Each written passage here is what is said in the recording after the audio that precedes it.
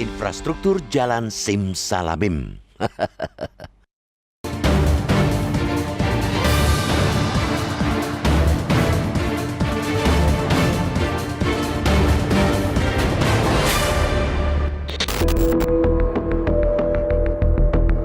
Di negara manapun, infrastruktur, terutama jalan, merupakan sarana vital. Ia tidak hanya menjadi medium mobilitas warga, tapi juga sarana penggerak roda ekonomi. Agar mobilitas orang maupun barang lancar, tentu dibutuhkan sarana jalan yang mulus. Apa jadinya jika kondisi jalan rusak dan sulit dilalui, bahkan oleh seekor kerbau sekalipun? Oleh karena itu, apapun penyebabnya, jalan yang rusak tidak boleh dibiarkan dan harus segera diperbaiki karena akan merugikan semua pihak. Kondisi inilah yang kini sedang viral, terutama di Lampung. Pasalnya, warganet menganggap pembangunan sejumlah ruas jalan yang selama ini rusak di provinsi yang menjadi gerbang Pulau Sumatera itu baru dikebut menjelang kedatangan Presiden Joko Widodo. Jokowi kabarnya akan berkunjung ke provinsi itu pada Rabu 3 Mei, namun diundur Jumat 5 Mei. Pemerintah setempat berdalih, pembangunan jalan itu sudah direncanakan sejak jauh-jauh hari. Hanya kebetulan selesainya proses lelang dan tender dekat dengan momentum kedatangan Jokowi.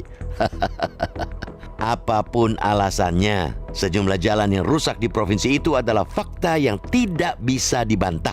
Apalagi di era digital, kehadiran handphone berkamera dapat menjadi saksi mata atas suatu peristiwa atau fenomena di masyarakat. Warga pun kini punya kesadaran untuk melaporkan kondisi atau situasi yang terjadi di lingkungan sekitar mereka, baik maupun buruk. Partisipasi semacam inilah yang disebut jurnalisme warga. Dengan kecanggihan dan kecepatan teknologi, masyarakat kini tidak perlu lagi menulis surat pembaca di surat kabar untuk menyampaikan keluhan, baik itu terkait pelayanan publik, kondisi jalan, dan sebagainya. Seharusnya aparat pemerintah baik di pusat maupun daerah bersikap responsif dan memanfaatkan itu sebagai bagian dari kritik atau masukan.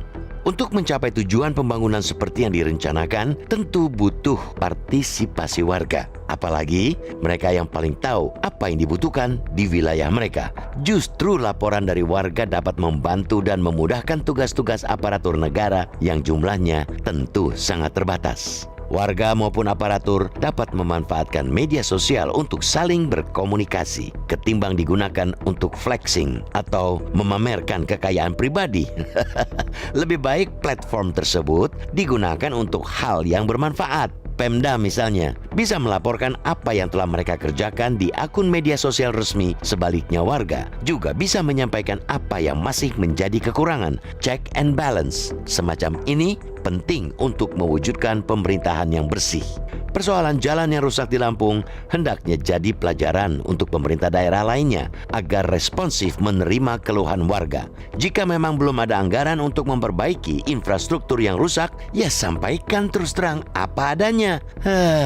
Apa kendalanya dan sebagainya, sehingga tidak ada dusta dan sikap saling curiga. Ingat, ini era keterbukaan. Tidak perlu ada lagi yang ditutup-tutupi, apalagi disembunyikan.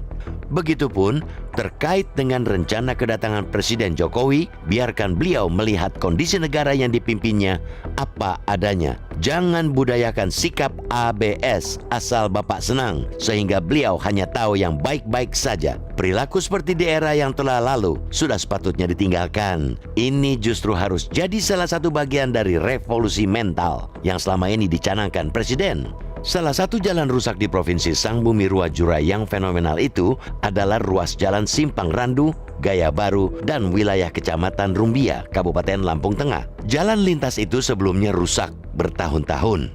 Sejumlah warga Lampung membuat sindiran atau marah-marah langsung di media sosial terkait ruas-ruas jalan rusak tersebut. Perbaikan jalan super kilat ini memantik komentar warganet. Perbaikan jalan di Lampung itu laksana kisah Bandung Bondowoso dan Roro Jonggrang. Perbaikan jalan itu dianalogikan sebagai pembangunan 1000 candi yang terjadi hanya dalam satu malam.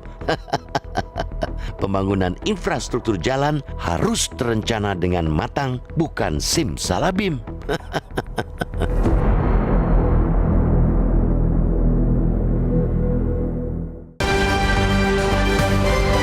berikut Anda bisa ikut menyatakan pendapat Anda terkait dengan editorial pagi ini. Pemirsa, untuk saat ini tetaplah bersama kami.